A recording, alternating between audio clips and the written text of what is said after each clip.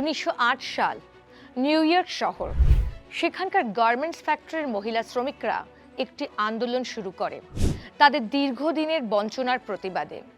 তাদের কতগুলি দাবি ছিল, তার মধ্যে মুখ্য দাবিগুলি ছিল নির্দিষ্ট কাজের সময়, প্রাপ্য বেতন এবং ভোটাধিকার।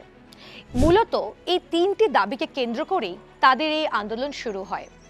পরবর্তীকালে এই আন্দোলন থেকেই তৈরি হয় ইন্টারন্যাশনাল ওয়ার্কিং ওমেন্স ডে।